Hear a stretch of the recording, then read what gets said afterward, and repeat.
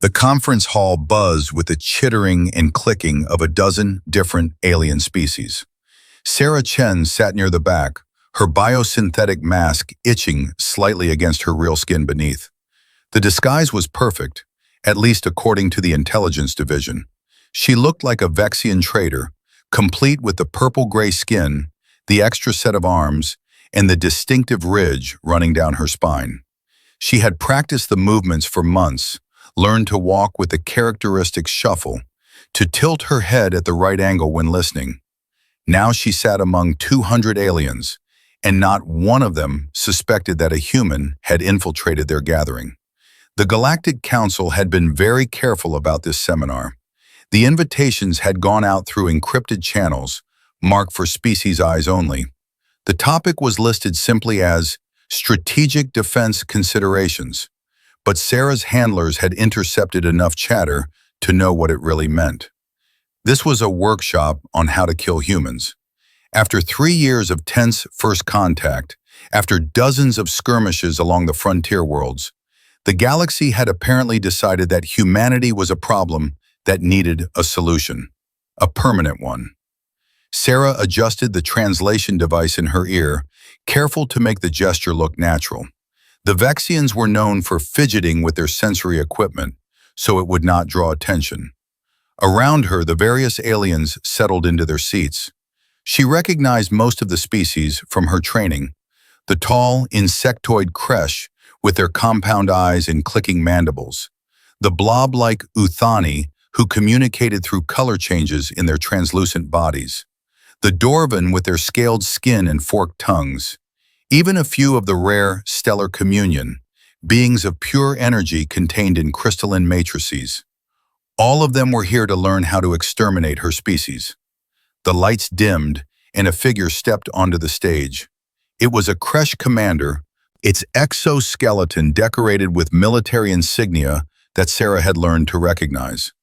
This was General Thixitar, one of the Galactic Council's top strategic minds. The general's mandibles clacked together as the translation came through clear and cold. "Welcome, representatives of the civilized galaxy," Thixitar began. "We gather today to address the human problem. In the 3 years since first contact, this species has proven to be aggressive, unpredictable, and dangerously resourceful. They have rejected every attempt at peaceful integration into our community. They have attacked our ships, colonized restricted worlds, and shown a complete disregard for established galactic law. The Council has authorized this seminar to ensure that all member species understand the threat and know how to defend themselves should conflict become inevitable." Sarah kept her breathing steady, though her heart raced. This was worse than intelligence had suspected. This was not just a defensive briefing. This was preparation for genocide. Thixitar continued, activating a holographic display that showed a rotating human figure. "Let us begin with their biology. Humans are carbon-based bipeds from a high-gravity world. Their home planet, which they call Earth, has a surface gravity of approximately 9.8 meters per second squared. This has resulted in a species with dense musculature and a robust skeletal structure. They are significantly stronger than their size would suggest when compared to species from standard gravity worlds." The hologram zoomed in on the human skeleton. "Their bones are reinforced with calcium phosphate, making them difficult to break. However, this is also a weakness. Target the joints, particularly the knees and elbows. These are vulnerable points where the bone structure is more complex and exposed." Sarah watched aliens around her taking notes on various devices. The Dorvan to her left was sketching diagrams on a datapad. This was not theoretical. They were planning to use this information. "The human cardiovascular system is relatively primitive but effective," Thixitar went on. "They have a 4-chambered heart located in the center of their chest cavity, slightly to the left. A penetrating wound here will result in rapid death. However, humans have an unusual redundancy in their circulatory system. They can survive significant blood loss, up to 30% of their total volume, before entering critical failure. This makes them harder to incapacitate through bleeding than most species. The general brought up a new image, showing the human respiratory system. They breathe oxygen-nitrogen atmosphere, approximately 21% oxygen at sea level on their homeworld. This is unusually high compared to most civilized species. Reduce the oxygen concentration below 16%, and they will lose consciousness within minutes. Below 6%, death follows quickly. This makes atmospheric control an excellent weapon against human populations. Sarah felt sick, but she kept her expression neutral. The Vexians were known for their stoic demeanor. She could not afford to show emotion. Now let us discuss their psychological profile, Fixitar said, the hologram shifting to show brain scans. Humans are highly social creatures who form strong emotional bonds with their family groups and tribes. They have a concept they call love that drives much of their behavior. Use this against them. Take hostages, threaten their young, separate them from their groups. Isolated humans are far less effective than humans fighting for something they care about. A hand rose in the audience, one of the crystalline stellar communion. Its voice came through the translator as a soft chime. General, what about their combat capabilities? We have heard reports of individual humans defeating trained Kresh warriors. Fixitar's mandibles twitched in what Sarah had learned was the Kresh equivalent of a smile. An excellent question. Yes, humans are formidable in individual combat, but this is a weakness masquerading as strength. They are persistence predators by evolutionary history. On their homeworld, they would chase prey for hours, sometimes days, until the target collapsed from exhaustion. This has given them enormous endurance, but it has also made them reckless. Humans do not know when to retreat. They will fight beyond the point of reason, even when victory is impossible. This makes them dangerous in the short term, but easy to defeat through attrition. Simply outlast them, and they will destroy themselves. More note-taking around the room. Sarah committed every word to memory. Her neural implant was recording everything, but she knew that technology could fail. She needed to remember this herself. However, Fixitar added, do not underestimate their technological adaptability. Humans have gone from primitive combustion engines to faster-than-light travel in less than 200 years. They reverse-engineer technology with frightening speed. Never leave intact equipment where humans can access it. What takes us centuries to develop, they will master in decades. This adaptability is perhaps their most dangerous trait. The general paused, letting that sink in. They also have a disturbing tolerance for risk. Human space vessels often operate with safety margins that would be illegal in any civilized species fleet. They will take chances that seem suicidal to us, and sometimes those chances pay off. This makes them unpredictable in tactical situations. Another question came from the audience, this time from a Dorvan military officer. What about their reaction to chemical or biological agents? Ah, yes. Fixitar brought up a new set of data. This is where things become interesting. Humans evolved on a death world. Their planet has an ecosystem filled with toxic substances, venomous creatures, and microscopic pathogens. As a result, humans have incredibly robust immune systems. Standard bioweapons that would devastate most species barely affect them. In some cases, human immune response has been observed fighting off infections that should be universally lethal. They even intentionally expose themselves to weakened pathogens to build resistance, a practice they call vaccination. The general's tone became more serious. Chemical weapons show mixed results. Humans have a strong tolerance for toxins due to their evolutionary history. However, nerve agents targeting their specific neurochemistry can be effective.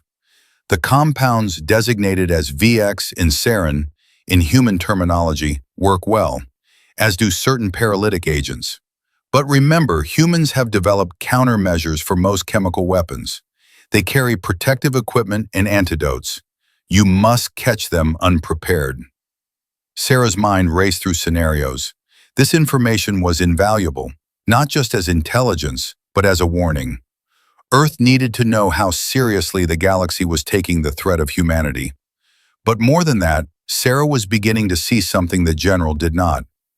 Every weakness Thixitar described, every vulnerability, came with a caveat. Humans were hard to kill precisely because they had evolved to survive on a world that constantly tried to kill them. Let us move on to tactical considerations, Thixitar continued. Humans prefer to fight at range when possible. They have excellent vision compared to most species, with particularly good depth perception due to their forward-facing eyes. This makes them excellent marksmen. In close quarters, however, they are less effective against species with natural weapons, such as claws, stingers, or enhanced strength. Force them into melee combat when possible. A blob of color shifted in the Uthani section, the translation coming through as a gurgling voice. What about their ships? We have lost 3 cruisers to human vessels. Yes, human naval tactics are unconventional, Thixitar admitted. They favor small, fast ships with heavy forward armament. They will ram enemy vessels if necessary, which is considered barbaric by galactic standards, but can be devastatingly effective. Their crews are trained to operate under high-G maneuvers that would kill most species. They also show a willingness to sacrifice ships to achieve objectives, treating their vessels as expendable resources rather than valuable assets. This makes them dangerous in fleet engagements. The general brought up footage of a battle, and Sarah recognized it immediately. This was the Kepler defense, where 3 human frigates had held off a Kresh battle group long enough for civilian transports to escape. She had watched the recordings a dozen times in training. Now she was seeing it from the enemy perspective, and it was chilling. The human ships moved like predators, striking and retreating, taking damage that should have destroyed them, but somehow staying in the fight. Notice their tactics, Thixitar pointed out. They used debris fields for cover, they employed decoys extensively, and they never attack from expected angles. Human military doctrine emphasizes deception and mobility over direct confrontation. They studied our tactics and adapted. This is another example of their dangerous adaptability. The seminar continued for another hour, covering everything from human supply lines to their command structures. Thixitar described how humans organize their military, how they train their soldiers, how they made decisions under pressure. Every piece of information was a weapon, a tool for killing humanity, and Sarah absorbed it all, knowing that this knowledge could save lives if she could get it back to Earth. But she also noticed something else. Despite all the preparation, despite all the analysis, the general kept coming back to the same theme. Humans were dangerous because they did not follow the rules. They did not fight the way civilized species fought. They did not know when to surrender. As the first session concluded and the aliens began filing out for a break, Sarah remained seated. She needed to process what she had heard. The galaxy saw humanity as a threat, yes, but more than that, they saw humanity as aberrant. Humans did not fit into their understanding of how intelligent species should behave.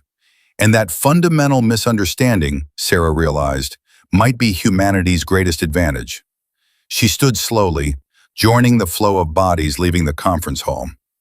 Around her, aliens discussed what they had learned, their various forms of communication creating a babble of sound and color and scent. Sarah kept her head down, playing the role of the interested Vexian trader, but inside, her mind was already planning. She had 3 more sessions to attend, 3 more opportunities to gather intelligence. Then she would need to find a way off this station and back to human space. Because what she had learned today was too important to risk on a simple data transmission. This information needed to reach Earth Command directly. The break area was crowded, and Sarah found a corner where she could observe without participating. The various species clustered in groups, sharing analysis and opinions. She noticed a cluster of Kresh officers standing near a viewport, their mandibles clicking rapidly in animated conversation. They were excited, she realized. They were looking forward to this. The prospect of war with humanity did not frighten them. It energized them. A dwarven approached her, its scaled head tilting in curiosity.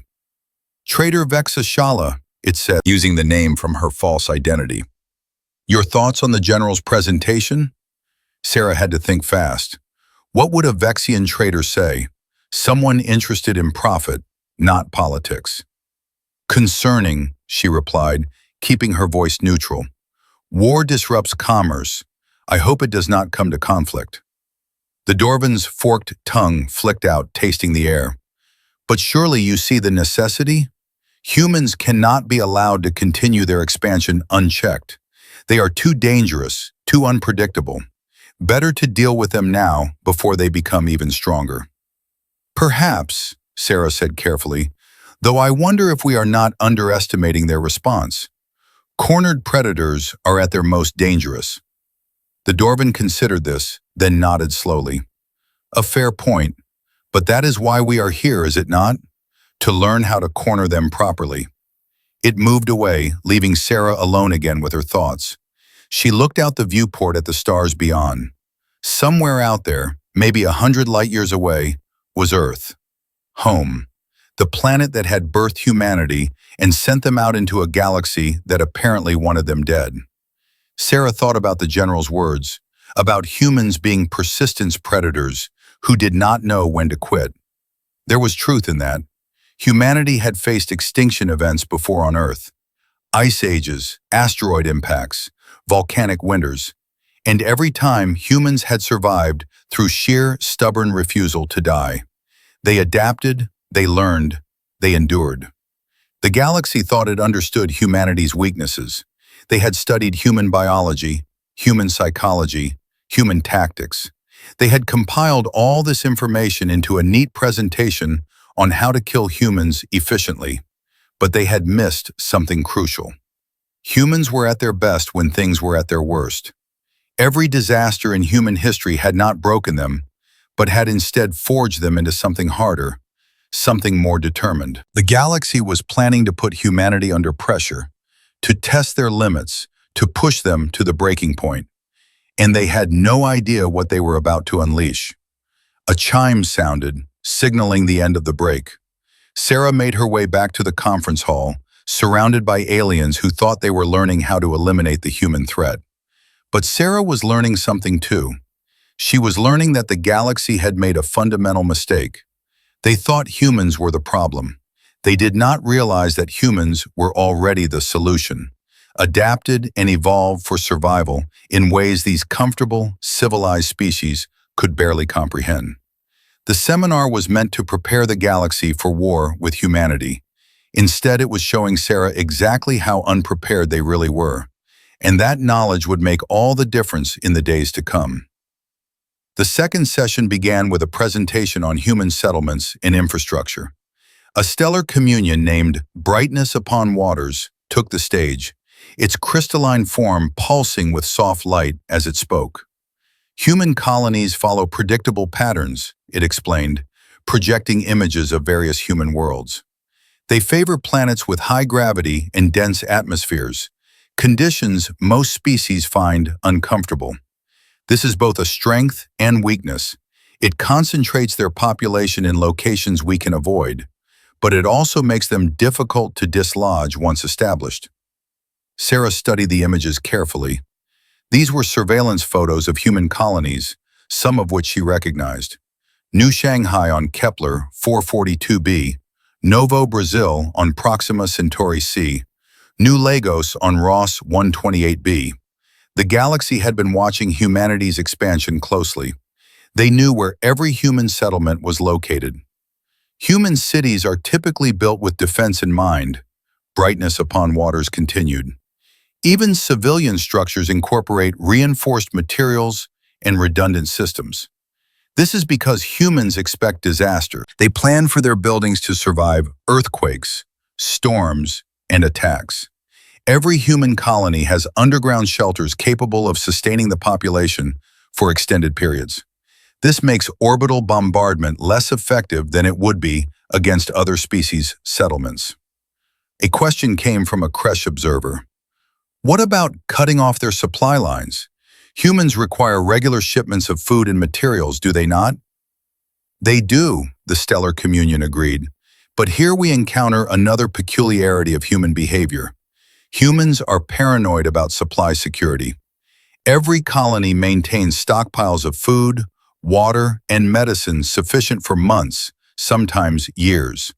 They practice something called prepping, where they prepare for worst-case scenarios. This makes siege tactics less effective. A human colony can endure isolation far longer than comparable settlements of other species.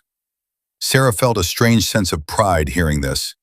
The galaxy saw human caution as paranoia, but that caution had saved countless lives over the centuries. Humans prepared for disasters because they had experienced so many. Brightness Upon Waters brought up new data, showing human agricultural systems. Human food production is surprisingly efficient. They practice something called permaculture, creating self-sustaining ecosystems that require minimal input. They also have a disturbing willingness to eat almost anything. Human digestive systems can process a wide variety of organic matter. They even consume substances that are toxic to most species, such as capsaicin, caffeine, and alcohol, apparently for recreational purposes. This drew chittering laughter from some of the audience. The idea of deliberately consuming toxins for pleasure seemed absurd to them, but Sarah knew the truth. Human adaptability extended even to their diet. Earth's biodiversity had forced humans to develop the ability to extract nutrition from countless sources. It was another survival trait, another edge. Their infrastructure is decentralized. Brightness Upon Waters went on.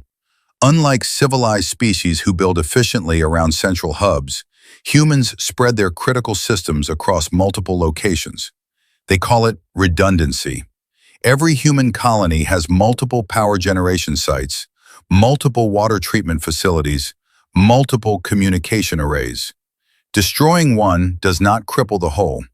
You must target many points simultaneously to significantly impact a human settlement. The presentation shifted to show human defensive installations. Sarah saw railgun emplacements, missile batteries, point defense systems. Humans fortify heavily, the stellar communion explained. Even small colonies have military-grade weapons. This is because humans see every settlement as a potential target. They do not trust in galactic law or mutual defense agreements. They trust only in their own ability to fight back.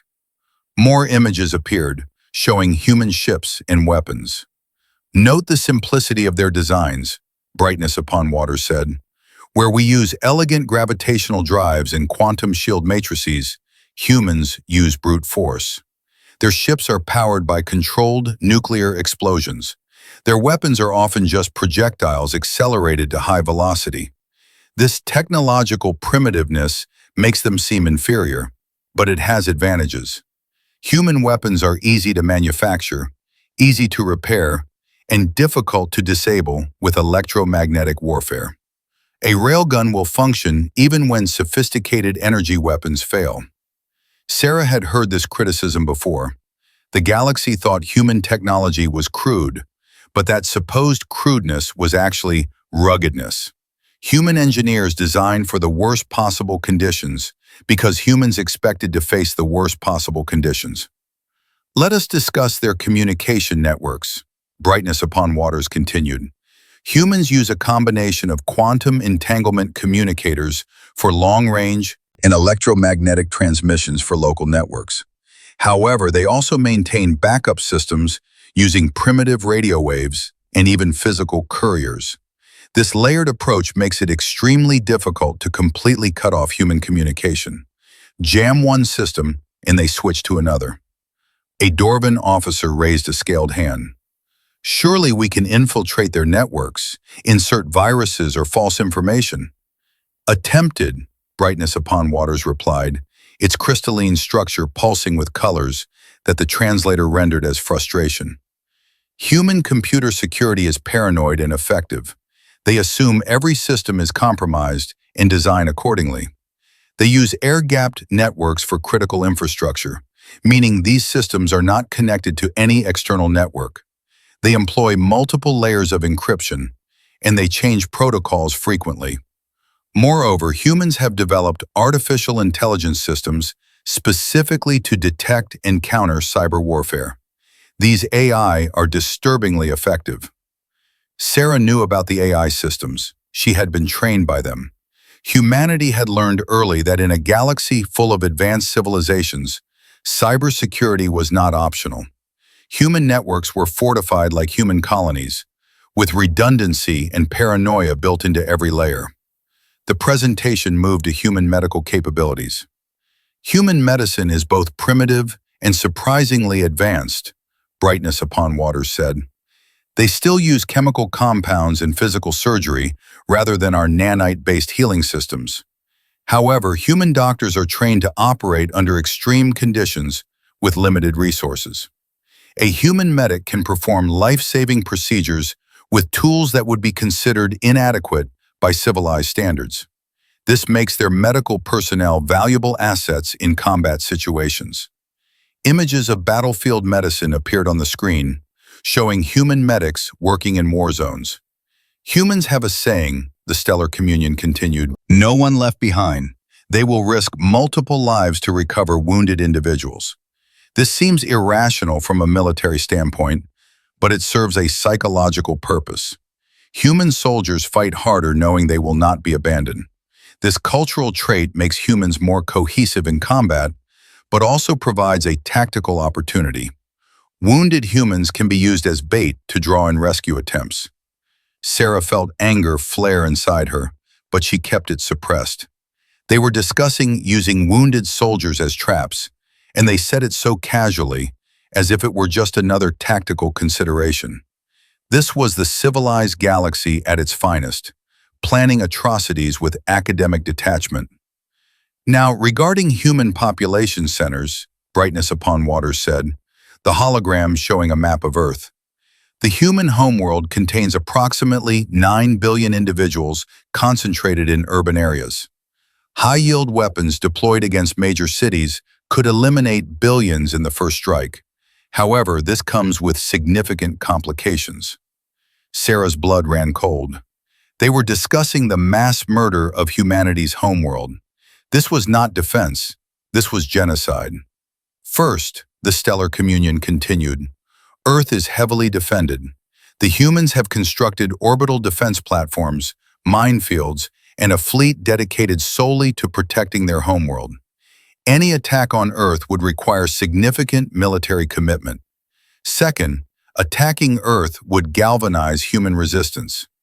Intelligence suggests that humans would fight with suicidal determination if their homeworld were threatened. The survivors would become an insurgency that could take centuries to fully eliminate. Finally, Brightness Upon Waters added, there is the political complication. Earth is rich in biological diversity and cultural artifacts. Many species have expressed interest in preserving Earth as a museum world after human removal. Destroying Earth would eliminate these potential assets. A museum world. They wanted to turn Earth into a tourist destination after committing xenocide. Sarah had to focus on her breathing, had to maintain the Vexian facade. Her hands wanted to form fists, but Vexians did not show anger that way. She forced herself to relax, to sit still, to observe like the traitor she was pretending to be. The presentation continued for another hour, covering every aspect of human civilization the galaxy had been able to document. Their educational systems, their religions, their art and literature. All of it analyzed for weaknesses, all of it reduced to data points in a plan for extinction. And through it all, Sarah sat and watched and recorded, knowing that every piece of information was both a threat and an opportunity. The galaxy had spent years studying humanity, compiling this comprehensive analysis. But in doing so, they had revealed their own thinking, their own assumptions, their own blind spots. When the session finally ended, Sarah remained seated while the others filed out. She needed a moment to compose herself, to process the horror of what she had witnessed. This was not a contingency plan. This was an active blueprint for human extinction. and it had the backing of the Galactic Council. Eventually, she rose and made her way to the refreshment area. Her disguise required that she consume the nutrient paste that Vexians preferred, and she forced down the bland substance while observing the other attendees. They were excited, energized by what they were learning. To them, this was academic, theoretical. They had never faced humans in combat, never looked into human eyes and seen the determination there. They thought they understood the threat. They had no idea. A group of young creche officers were clustered nearby, their mandibles clacking excitedly. Sarah moved closer, pretending to adjust her translator while actually listening to their conversation. "Did you see the orbital bombardment simulations?" one was saying. 3 cruisers could sterilize a human colony in under an hour. "If they could get past the defenses," another replied, "humans shoot back. Remember the Kepler defense? 3 human frigates against a full battle group, and they held." "Luck," the first creche insisted. "Human tactics are predictable once you understand their psychology. They are aggressive to the point of stupidity." Sarah wanted to laugh at that. Humans were aggressive, yes, but not stupid. Human aggression was calculated, purposeful. Every human military commander knew the value of controlled violence, of striking hard and fast before the enemy could respond. The galaxy mistook human decisiveness for recklessness. She moved away from the creche officers and found a quiet corner where she could observe the rest of the room. The 3rd session would begin soon, and she needed to be ready. Already she had gathered intelligence that would be invaluable to Earth Command. But there were still 2 more sessions to endure, still more information to collect. And then came the hard part, actually getting off this station and back to human space. The station itself was a problem. It was a Galactic Council facility, deep in neutral territory, surrounded by sensor nets and patrol ships. Sarah had arrived on a civilian transport using her false identity, but leaving might not be so simple. Security would be higher now that the seminar was in progress. They could not afford to have any information leak, which meant they would be watching for spies. Sarah considered her options. The transport she had arrived on was scheduled to depart in 2 days, after the seminar concluded. That was her cleanest exit, but also the most obvious. Security would check every passenger carefully. Her disguise was good, but was it good enough to fool a detailed security scan? The biosynthetic mask was designed to deflect casual observation and even basic medical scanners. But military-grade scanners might penetrate it. She would need to find another way. The chimes sounded, calling attendees back to the conference hall. Sarah joined the flow of bodies, her mind already working on escape plans, even as she prepared to absorb more information. The 3rd session was about to begin, and according to the schedule, this one would focus on human psychological warfare and cultural vulnerabilities. Sarah settled into her seat, wondering what new horrors the galaxy would reveal in its quest to exterminate her species. But she also felt a growing sense of confidence. Yes, the galaxy had studied humanity extensively, but in all their analysis, in all their careful documentation of human weaknesses, they had missed the essential truth about humanity. Humans were survivors, and survivors did not go quietly into extinction. They fought, they adapted, and they found ways to win even when victory seemed impossible. The galaxy was preparing for war with humanity, confident in their superior knowledge. But knowledge was not the same as understanding, and the galaxy clearly did not understand what they were about to face. The 3rd session began with a Dorvan psychologist named Sithrak taking the stage. The scaled being moved with deliberate grace, its forked tongue occasionally flicking out to taste the air.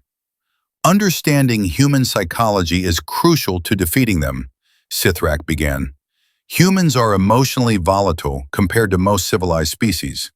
This volatility makes them unpredictable, but also provides opportunities for manipulation." A holographic display showed a human face, expressions shifting from happiness to anger to sadness. Humans experience emotions intensely.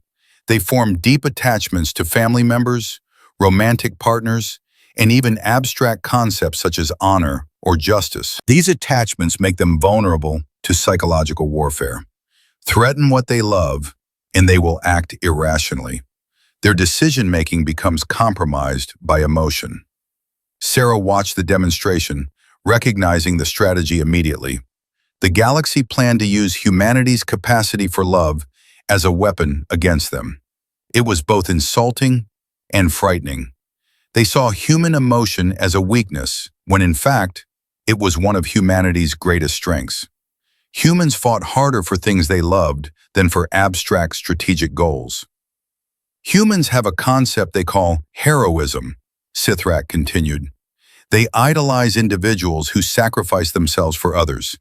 This cultural trait can be exploited. Humans will attempt heroic actions even when the logical choice is retreat.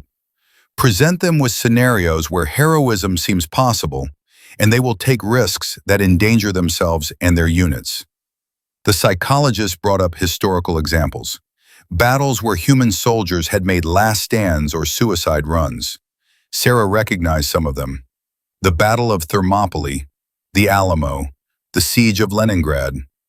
Every human culture had such stories, and Sithrak was right that they influence human behavior. But what the psychologist failed to understand was that these heroic acts also inspired others.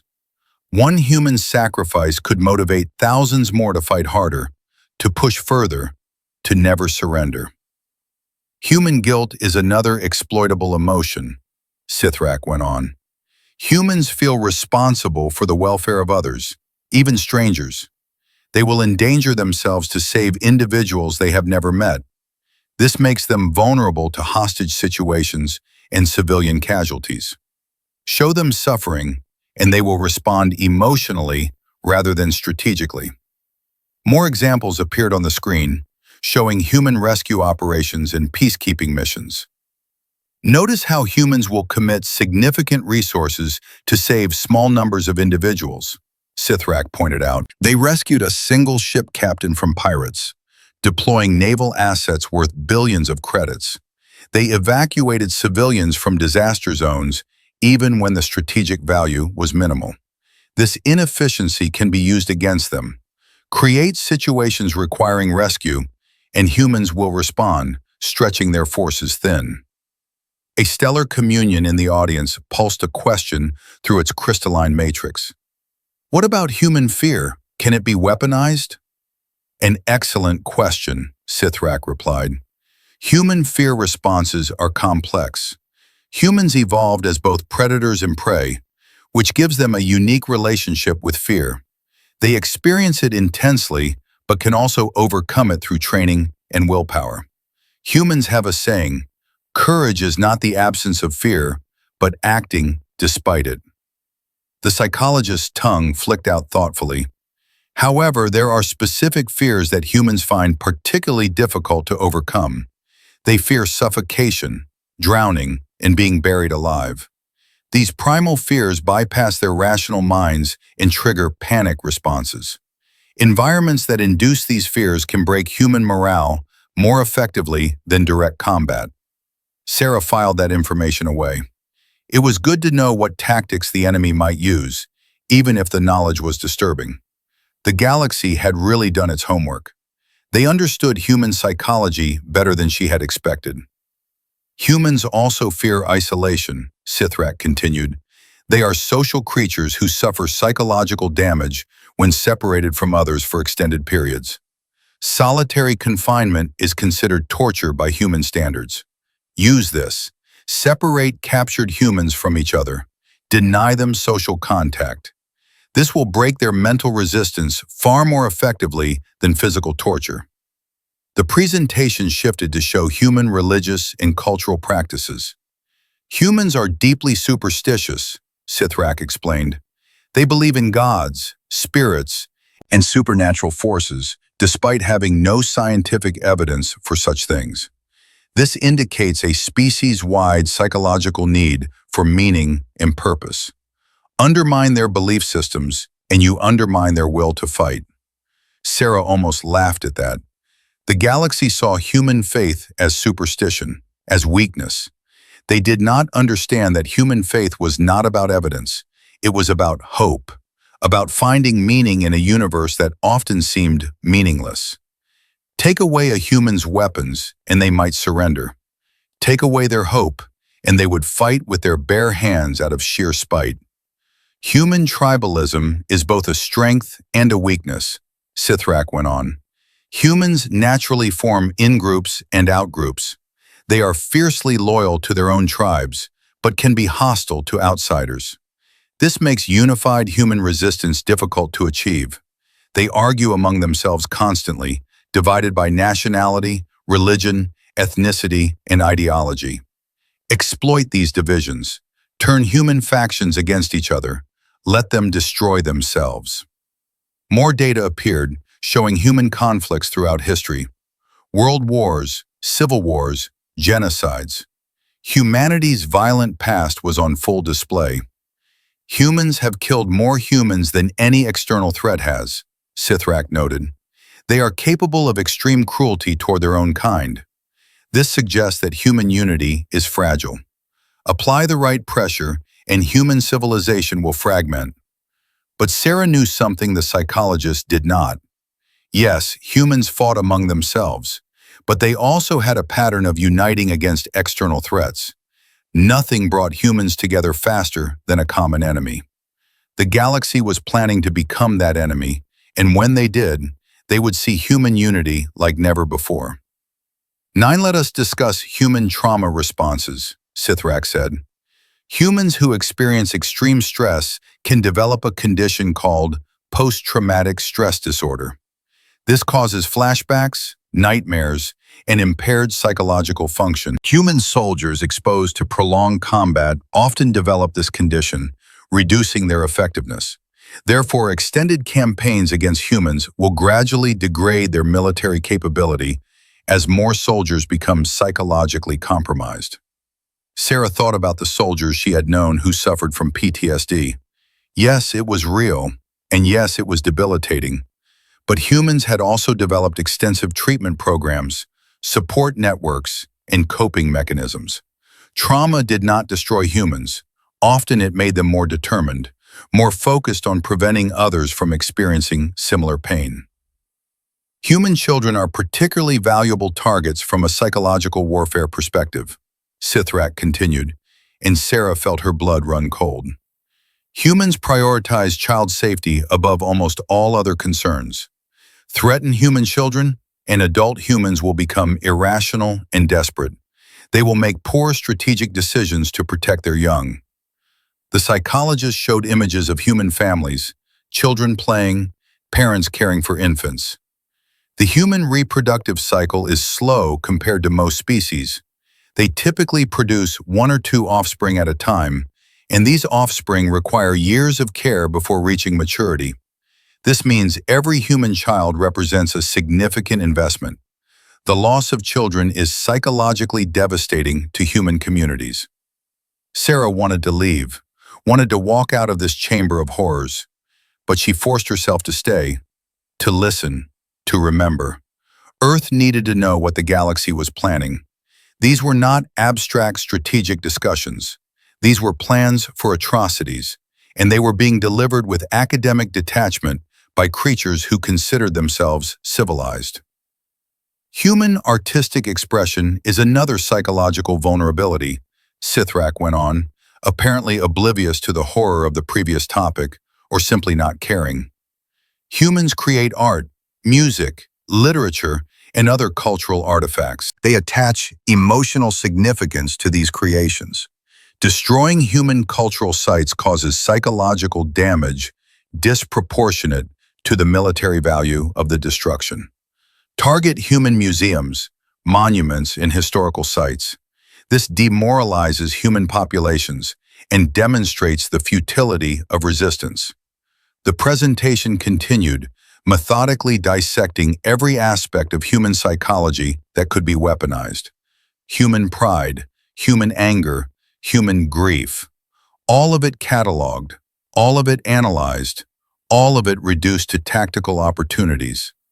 Sarah sat through it all, maintaining her disguise, her expression neutral, while inside, she was screaming. Finally, after what felt like an eternity, the session ended. Sarah stood on shaking legs and made her way out of the conference hall. She needed air, needed space, needed to be away from these creatures who planned genocide with such casual efficiency. But she could not afford to show weakness. She was a Vexian trader, mildly interested in the proceedings, nothing more. She found a viewing port far from the crowds and stood there, looking out at the stars. 2 more sessions tomorrow, and then she could leave. 2 more sessions of listening to the galaxy plan her species' extinction. She could endure it. She had to endure it. Because the information she was gathering would save lives. It would give Earth Command insight into enemy thinking, reveal their strategies, expose their plans. "Beautiful, are they not?" a voice said behind her. Sarah turned to see an elderly Dorvan approaching, its scales dulled with age. "The stars, I mean. Endless possibilities out there." "Yes," Sarah replied carefully, "though it seems we are intent on filling those possibilities with war." The Dorvan tilted its head, studying her with ancient eyes. "You disapprove of the seminar's content, Trader Vexashala?" Sarah had to be careful here. "I am a merchant, not a warrior. War is bad for business." "Pragmatic," the Dorvan said, "but sometimes war is necessary. The humans are a threat to galactic order." "Are they?" Sarah asked, unable to stop herself. "Or are we simply threatened by something we do not understand?" The Dorvan's tongue flicked out, tasting the air around Sarah. For a moment she feared her disguise had failed, that the old creature had somehow detected her true nature, but then it simply nodded slowly. "Perhaps you are right," the Dorvan said. "Understanding is always preferable to conflict, but the Council has made its decision. The humans will be dealt with, one way or another. Best to be prepared." It moved away, leaving Sarah alone with her thoughts. She looked back out at the stars, wondering which of those distant points of light was Sol, the sun that warmed Earth. Somewhere out there, humanity went about its business, unaware that the galaxy was planning its destruction. They needed to know. They needed to be warned. And Sarah was going to make sure they found out. But first, she had to survive tomorrow. 2 more sessions, then escape, then home. She could do this. She had to do this. Because if she failed, if she did not get this information back to Earth, then the galaxy would implement its plans, and humanity would be caught unprepared. The stakes had never been higher. Sarah turned away from the viewport and headed back to her quarters. Tomorrow would bring more horrors, more revelations. She needed to rest, to prepare, to be ready for whatever came next. Because she was not just gathering intelligence anymore. She was carrying the weight of humanity's future on her shoulders, and failure was not an option. The 4th session began early the next morning.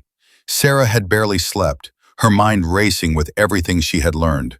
But she forced herself to appear normal, to maintain the Vexian facade as she took her seat in the conference hall. Today's topic, according to the schedule, was human military doctrine and strategic weaknesses. General Fixatar returned to the stage, accompanied by several other high-ranking military officers from various species. "Today we will discuss how to defeat human forces in actual combat," the general began. "Despite their individual capabilities, human military forces have structural weaknesses that can be exploited. Let us begin with their command structure." The hologram showed a pyramid representing human military hierarchy. Humans use a rigid chain of command with clear lines of authority. This provides organizational efficiency but creates vulnerability.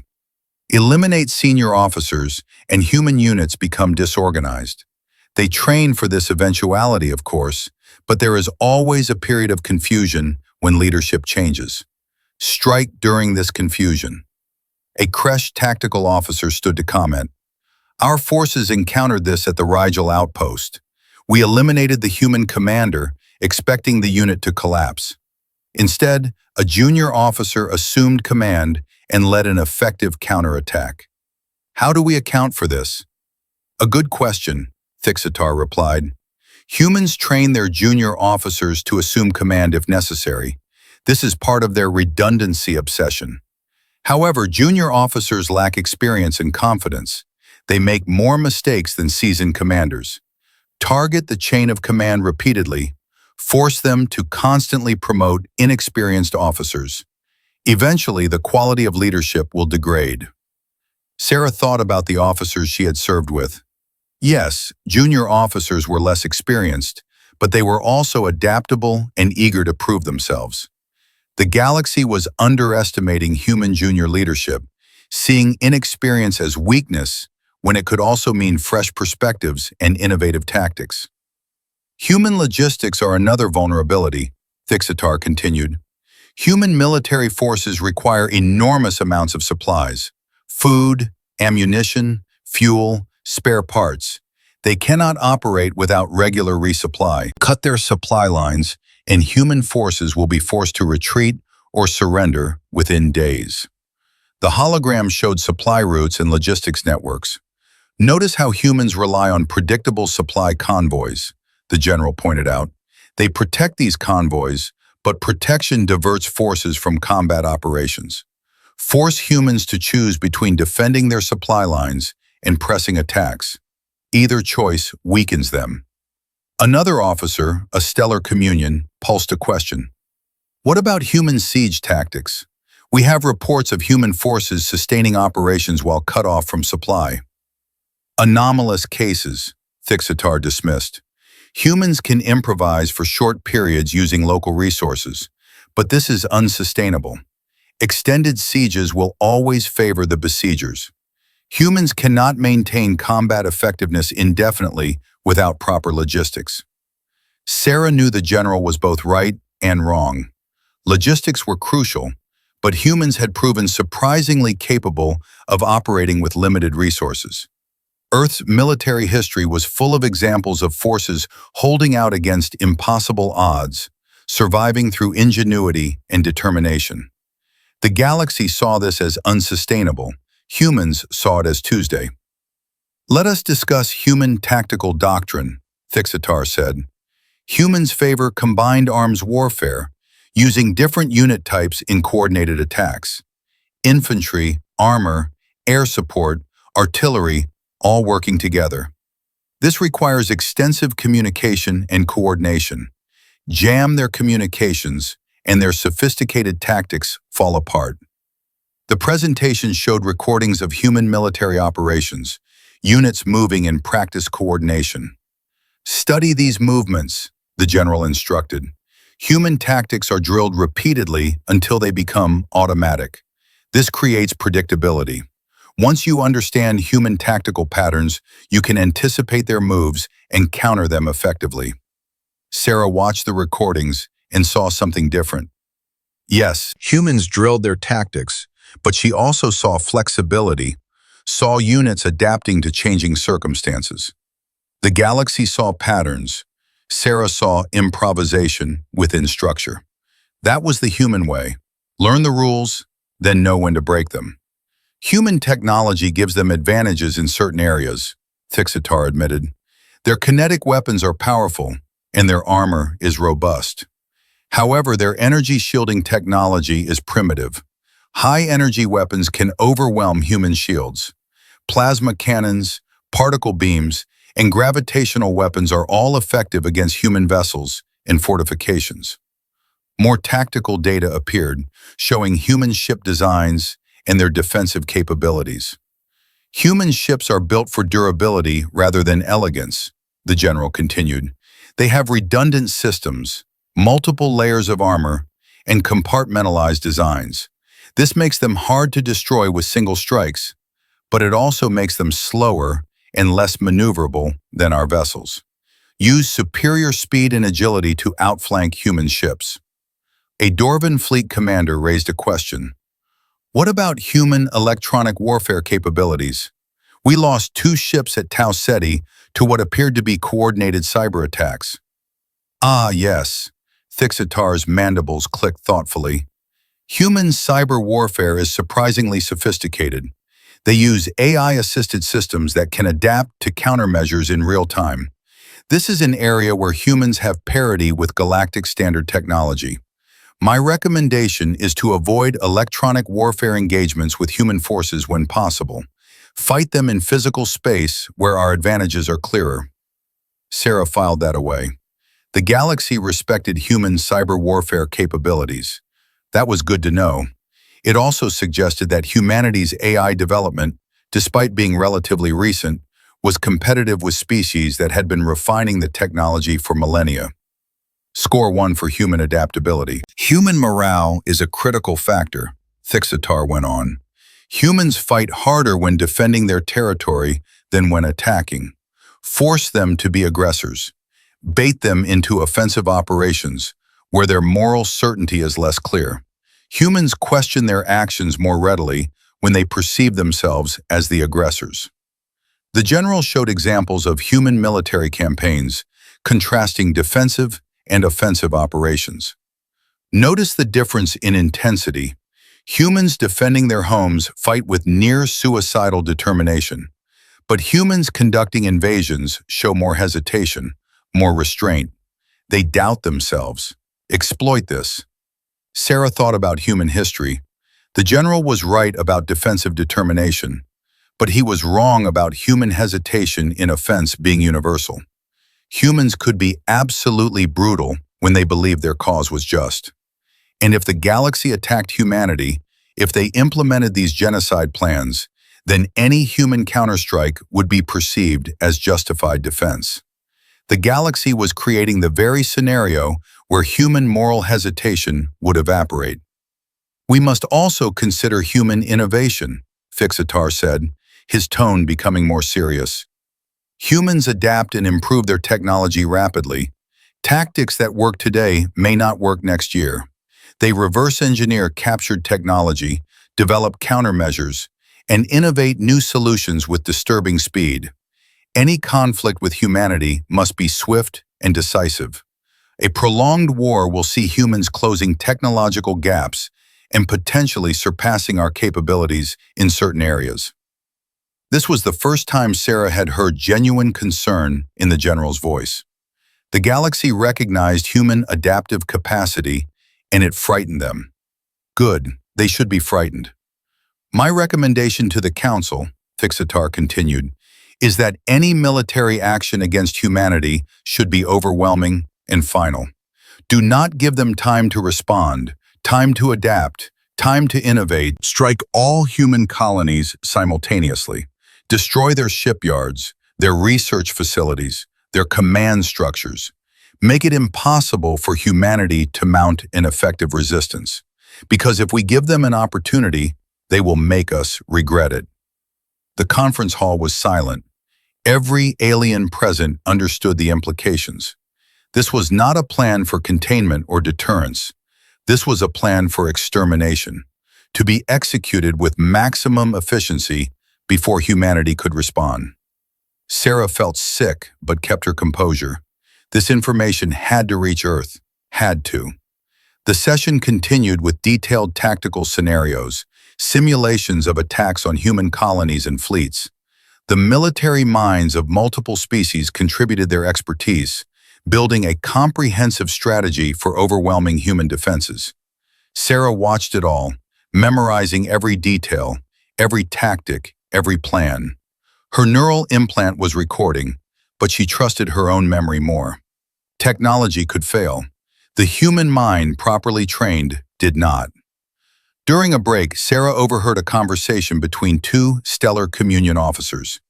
Their crystalline forms pulsed with colored light as they communicated, and her translator picked up their discussion. "Do you think it will actually happen?" one asked. "The council talks, but acting is different." "It will happen," the other replied. "The humans are too dangerous to leave unchecked. Better to deal with them now while we still have overwhelming advantage. Another decade, and who knows what they will have developed." Still, genocide seems extreme. Is it genocide if the target species is a threat to galactic civilization? I would call it self-defense on a grand scale. Sarah moved away before her anger showed. Self-defense. They were calling the planned extermination of 9 billion humans self-defense.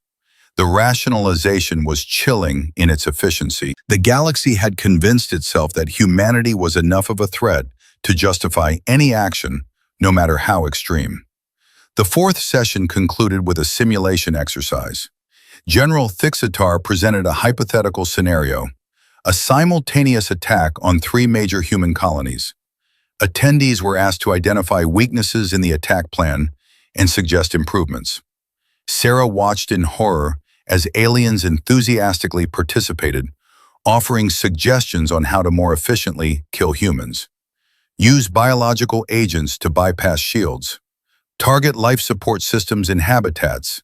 Destroy evacuation ships before civilians could escape. Every suggestion was more horrific than the last, and the general accepted each one with clinical appreciation. By the time the session ended, Sarah felt numb. She had witnessed the planning of atrocities, had listened to intelligent beings discuss mass murder as if it were a mathematics problem. And the worst part was their certainty. They genuinely believed they were doing the right thing, protecting galactic civilization from a dangerous upstart species. Sarah made her way to her quarters, avoiding contact with other attendees. She needed solitude, needed time to process everything she had learned. Tomorrow was the final session, and then she would need to escape this station and get back to human space. The intelligence she had gathered was too important to lose. In her quarters, Sarah carefully reviewed her neural implant recordings, ensuring everything was backed up and encrypted. If she were discovered, if her disguise failed, she needed this data to survive, even if she did not. She set multiple security protocols, prepared dead man switches that would transmit the data to predetermined locations if she failed to check in regularly. Then she planned her escape. The civilian transport would not work, security would be too tight, and her disguise might not hold up under detailed scrutiny. She needed another option. Sarah accessed the station's public information systems, studying ship schedules and departure patterns. There had to be another way off this station. She found it in the cargo manifests. A Vexian merchant ship was scheduled to depart tomorrow evening, just hours after the seminar concluded. It was carrying trade goods back to Vexian space, which was near human territory. If she could get aboard that ship, she could make her way to the border and cross over. Vexian merchants were neutral in galactic politics. They would not be suspicious of one of their own seeking passage. The problem was getting aboard. Cargo ships did not typically carry passengers, and the crew would wonder why a trader needed transport when passenger liners were available. Sarah needed a cover story. She spent the next hour crafting a plausible narrative. She was a trader who had lost her ship in a business dispute. She needed to return to Vexian space quickly to salvage her reputation. She would pay well for discreet passage. It was thin, but it might work. Vexian merchants were known for their greed. Offer enough currency and they would ask few questions. Sarah just needed to reach the ship, convince the captain, and get off this station before anyone realized a human spy had infiltrated their genocide planning seminar. She lay down to rest, knowing tomorrow would be the most dangerous day of her mission. One more session to endure, then escape, then home. She could do this. She had survived this long, just a little further. As she closed her eyes, Sarah thought about everything she had learned. The galaxy saw humanity as a threat, a disease to be excised. They had studied human weaknesses, developed strategies for human extinction. But in all their planning, they had revealed their own weakness. They did not understand humanity. They saw the surface, the obvious vulnerabilities, but they missed the core truth about humans. Humanity did not survive because they were strong or because they were smart. Humanity survived because they refused to stop surviving. Because when faced with extinction, when backed into a corner, when all hope seemed lost, humans did not surrender. They fought, they adapted, they found a way forward even when there was no path. The galaxy was about to learn that lesson the hard way, and Sarah Chen was going to make sure humanity was ready when the teaching began. The final session started at dawn. Sarah had barely slept, her mind too busy with escape plans and the weight of what she had learned. But she forced herself to appear normal as she took her seat one last time. The conference hall was packed, every attendee present for the concluding presentation. General Thixitar stood at the center of the stage, flanked by representatives from the Galactic Council. "We have spent these days discussing the human threat from every angle," the general began. "Biology, psychology, tactics, strategy. Now we must discuss the most important question: when and how to act. The Council has deliberated extensively on this matter, and we are here to share their decision." Sarah's heart rate spiked. This was it. This was where the galaxy would reveal their timeline for humanity's extermination. She activated her neural implant's recording function, making sure every word would be captured. "The Council recognizes that humanity poses an immediate and growing threat to galactic stability," Thixitar continued. "Their expansion is aggressive, their technology develops rapidly, and their refusal to acknowledge galactic authority makes peaceful coexistence unlikely. Therefore, the Council has authorized the formation of a coalition force tasked with the containment and, if necessary, removal of the human species from contested space." Removal. They were using that word like it was a technical term, not a euphemism for genocide. Sarah kept her breathing steady, kept her expression neutral, even as her mind screamed. "The timeline is as follows," the general said, bringing up a holographic calendar. "We will give humans one final opportunity to surrender their colonies in contested space and submit to Galactic Council authority. This ultimatum will be delivered in 30 standard days. If humans refuse, as we expect they will, the coalition force will be activated 60 days after the ultimatum. This gives us 90 standard days to prepare for conflict." 90 days. 3 months. That was all the time humanity had before the galaxy launched its coordinated attack. Sarah filed this away as the most critical piece of intelligence. Earth needed to know they had 90 days to prepare for existential war. "The coalition force will consist of ships and personnel from 20 member species," Thixitar continued. "We will have numerical superiority of approximately 10 to 1 in ships, 5 to 1 in personnel. Our strategy will be to strike all major human colonies simultaneously, overwhelming their defenses before they can coordinate a response. We expect resistance, but our models predict human forces will be defeated within 6 standard months." 6 months to defeat humanity? The galaxy's confidence was staggering. They had done their research, run their simulations, and concluded that humanity could be eliminated in half a year. Sarah wondered if they were right. Could humanity survive a coordinated assault by 20 alien species? Could Earth's forces hold out against 10 to 1 odds? A voice in the back of her mind answered immediately. Of course they could, because they were human, and humans had survived worse. Maybe not on this scale, maybe not against these odds, but humanity had faced extinction before and had come through.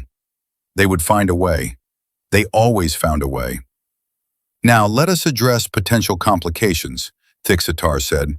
"First, there is the possibility of human allies. Some species may sympathize with humanity or see advantage in supporting them. The Council has been clear. Any species offering aid to humanity will face immediate sanctions and possible military action. We cannot allow a broader coalition war. This must be humanity versus the galaxy." Sarah felt a small ember of hope flicker and die. Earth had been trying to forge alliances, to build relationships with other species. But if the Council was threatening sanctions or war against human allies, those potential friendships would evaporate. Humanity would face this threat alone. "Second," the general continued, "there is the problem of human innovation. As we have discussed, humans adapt rapidly, We must assume they will develop new weapons and tactics during the conflict. Our strategy accounts for this by maintaining technological superiority through continuous research and by denying humans access to salvageable technology. Any engagement with human forces must ensure complete destruction of both enemy vessels and our own damaged ships. Nothing can be left for humans to reverse engineer. Complete destruction. They were not taking chances. Any alien ship disabled in combat would be destroyed by its own forces rather than risk capture. That would make intelligence gathering harder for Earth, but it also revealed something about the enemy's fear. They were terrified of what humans might do with access to their technology. Third, Tixitar said, we must consider the moral dimension. Some species have expressed concern about the ethics of our planned actions. To be clear, the Council views this as an existential necessity. Humanity has demonstrated aggressive intent, violated treaties, and shown no willingness to integrate peacefully into galactic civilization. Every diplomatic avenue has been exhausted. What we plan is not murder, it is survival. Sarah listened to the rationalization with cold fury. They had convinced themselves, had wrapped their genocide in noble language, in legitimate-sounding justifications. And maybe some of them even believed it. That was the terrifying part. They genuinely thought they were doing the right thing. Now, I want to address something that some of you may be wondering, the general said, his mandibles clicking in a pattern Sarah had learned indicated discomfort. Why a seminar? Why share all this information with such a broad audience? The answer is simple. We need all member species to understand the threat and be prepared to contribute to the response. This is not a war for one species to fight. It is a galactic effort requiring galactic participation. He paused, letting that sink in. Moreover, we need every species to be ready to defend themselves if humans penetrate our lines. The information shared here is not just for military forces. It is for civilians, for merchants, for anyone who might encounter humans during the coming conflict. Knowledge is survival. Sarah understood now. This was not just military planning. This was preparation for total war. The galaxy was mobilizing every species, every resource, every ship for the campaign against humanity. And they were doing it openly, confidently, because they did not believe humanity could stop them. Before we conclude, Fixitar said, I want to share one final piece of intelligence that arrived this morning. Our agents have confirmed that humans are unaware of our preparations. They continue their normal operations, expanding colonies, building civilian infrastructure. They suspect tension, perhaps even limited conflict, but they do not anticipate the scale of what is coming. This gives us a crucial advantage. Surprise will be on our side. Sarah's blood ran cold. The galaxy thought humanity was ignorant of their plans. And they were right. Earth had no idea that 20 species were preparing for coordinated genocide. The humans Sarah knew, her friends, her family, everyone on Earth was going about their lives, completely unaware that they had 90 days before the galaxy tried to kill them all. But they would not be ignorant for much longer, because Sarah was going to tell them. She was going to get this information back to Earth, no matter what it took. That concludes our formal presentations, Tixitar announced. The Council thanks you all for your attendance and attention. The information shared here is classified at the highest level. Disclosure to any non-authorized individuals, including humans, will be treated as treason against galactic civilization. Violators will face immediate execution. The threat was clear, but it did not matter. Sarah had not come this far, had not endured these days of horror to let threats stop her now. You are all dismissed, the general finished. May your species prosper, and may the galaxy find peace once humanity is removed from its equations. The attendees rose, chittering and clicking and pulsing their various forms of communication as they filed out. Sarah stood with them, maintaining her Vexian disguise, her mind already focused on escape. She had hours, maybe less, before someone noticed anomalies in her identity or before random security checks exposed her. She needed to move fast. Sarah made her way through the station's corridors, heading toward the docking section where the Vexian cargo ship was berthed. She had memorized the route, knew every turn and junction. As she walked, she passed groups of aliens discussing the seminar, their voices full of conviction and purpose. They believed they were doing something necessary, something righteous. None of them questioned whether exterminating an entire species might be wrong. They had convinced themselves that humanity's removal was not just justified, but required. The docking section was busy with ships coming and going. Sarah spotted the Vexian cargo hauler she had identified earlier. It was a medium-sized vessel, ugly and practical, like most Vexian designs. The ship's name was marked in Vexian script, Profitable Ventures, appropriate for a merchant vessel. Sarah approached the loading ramp where a Vexian crew member was supervising cargo loading. She put on her most desperate expression and approached. "Excuse me," she said in Vexian dialect. "I need to speak with your captain. I require immediate passage to Vexian space." The crew member looked her up and down, his multiple eyes assessing her. "This is a cargo ship. We do not carry passengers. Try the civilian terminals." "I cannot," Sarah said, injecting urgency into her voice. "I have had business complications. I need discreet transportation, and I am willing to pay well." The crew member's interest flickered. Vexians were mercenary by nature. Mention money, and you had their attention. "How well?" Sarah named a figure that would be substantial for a simple passenger. The crew member's eyes widened slightly. "Wait here," he said, then disappeared up the loading ramp. Sarah stood there, trying to look impatient rather than terrified. Every second she remained on this station was a second closer to discovery. She glanced around, checking for security patrols or surveillance drones. Nothing obvious, but that meant little. After what felt like forever, but was probably only a few minutes, the crew member returned with another Vexian, older and bearing the bearing of command, the captain. "I am Captain Vrelshan," the older Vexian said. "My crew member says you need passage and have money. Explain." Sarah launched into her prepared story. She was a trader who had invested poorly. Her ship had been seized by creditors. She needed to return to Vexian space to salvage her business relationships before her reputation was completely destroyed. She needed to travel discreetly because her creditors might try to detain her if they knew she was leaving. It was a common enough story in Vexian culture. Business failure happened, and merchants often fled their debts. The captain listened with the air of someone who had heard similar tales before. "Your story is not unique," Captain Vrelshan said, "but your timing is poor. We depart in 3 hours. Can you pay immediately?" "Yes," Sarah said. She had prepared a cred stick with the funds using her false identity's accounts. She handed it over. The captain scanned it, verified the amount, and nodded. "Very well. You may take passage in the crew quarters.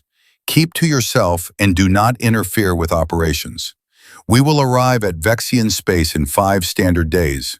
From there, you are on your own." "Understood," Sarah said. "Thank you, Captain." "Thank the credits, not me," Vrelshan replied. "Board now. We depart as soon as loading is complete." Sarah climbed the loading ramp, following the crew member who had first spoken with her. He led her through narrow corridors to a small cabin that smelled of recycled air and old metal. It was cramped and uncomfortable, but it was passage off the station. That was all that mattered. "Stay here until we depart," the crew member instructed. "Captain does not like passengers wandering the ship." "Of course," Sarah said. The crew member left, sealing the door behind him. Sarah was alone. She sat on the narrow bunk and finally allowed herself to shake. She had done it, had infiltrated the seminar, had gathered intelligence, and had secured escape. But she was not safe yet. The ship had not left the station. Security could still board, could still discover her. She would not be truly safe until they were in faster-than-light travel, beyond the reach of station authorities. Sarah pulled out her neural implants interface, reviewing the recordings one more time. Everything was there. Every presentation, every tactical discussion, every horrible detail of the galaxy's plan to exterminate humanity. This information was worth more than her life. It could save billions. She encrypted the data again, setting it to automatically transmit to Earth intelligence networks as soon as they reached the border of human space. If something happened to her, if she did not survive the journey, the data would still reach Earth. Her mission would be complete. Time passed slowly. Sarah heard the sounds of cargo loading, the thump of crates being secured, the voices of crew members going about their duties. Then finally the ship's engines thrummed to life. She felt the subtle shift as the vessel detached from the station's docking clamps. They were moving. They were leaving. Sarah closed her eyes and let out a breath she had not realized she had been holding. She had escaped. The hardest part was over. Now she just needed to survive the journey to Vexian space, then make her way across the border to human territory. Then she could deliver her intelligence and warn Earth about what was coming. But even as relief flooded through her, Sarah felt the weight of what she had learned. 90 days.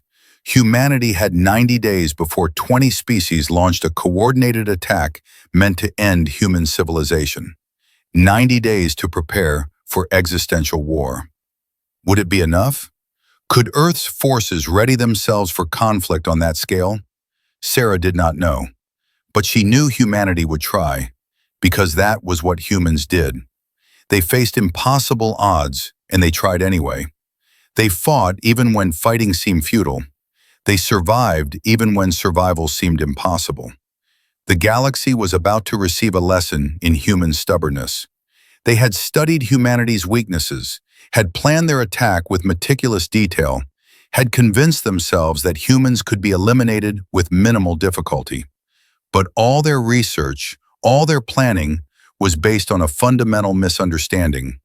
They thought humans were dangerous because of their technology, or their biology, or their tactics. They did not understand that humans were dangerous because they refused to accept defeat. Because backed into a corner, threatened with extinction, humans would not roll over and die. They would bare their teeth and fight with everything they had. Sarah thought about General Thixitar's confident declaration that human forces would be defeated within 6 months. She thought about the stellar communion officer who had called genocide self-defense on a grand scale. She thought about the psychologist Sithrak, describing how to weaponize human children against their parents. All of them so certain, so confident in their superiority and their righteous cause. They had no idea what they were about to unleash.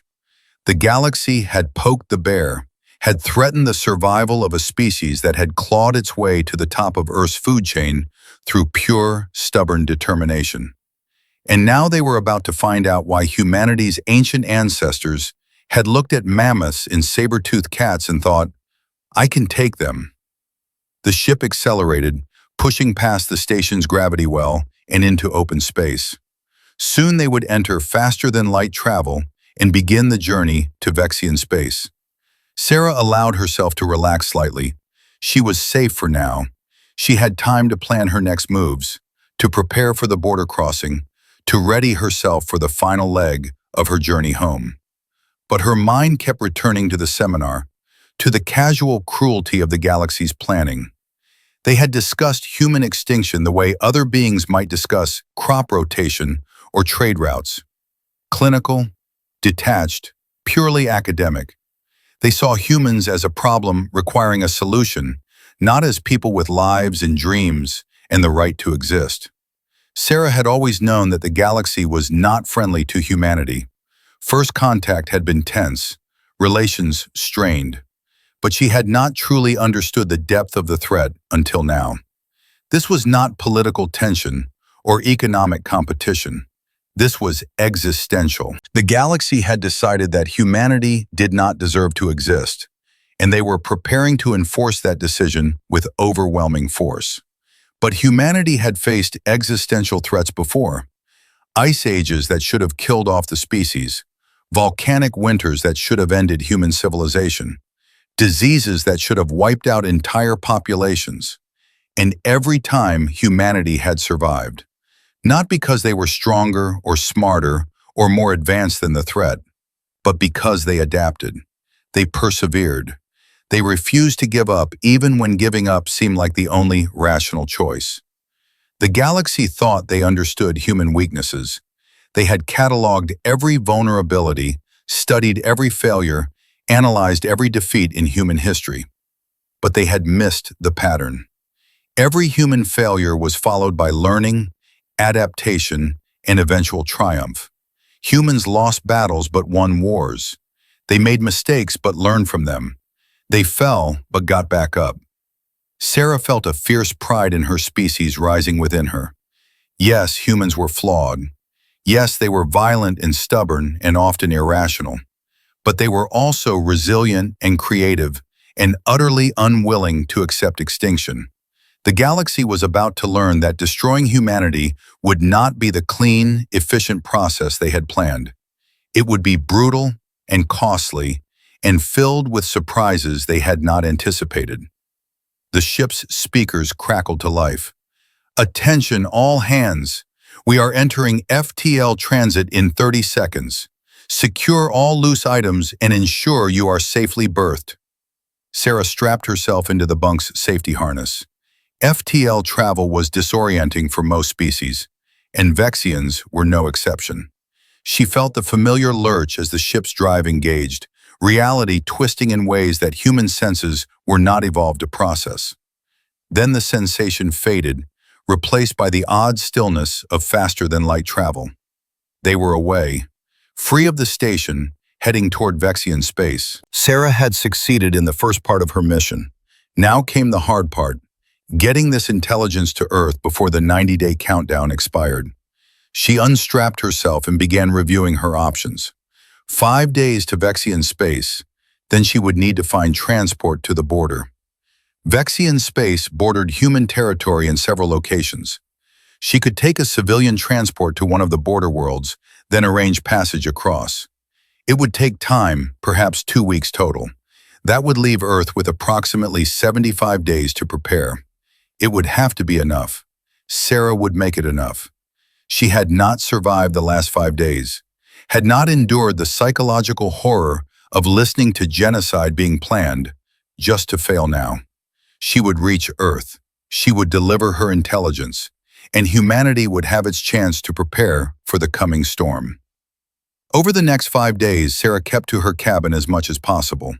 She emerged only for meals in the crew galley, maintaining her Vexian persona, speaking little and observing much. The crew was professional and incurious, content to take her money and ignore her.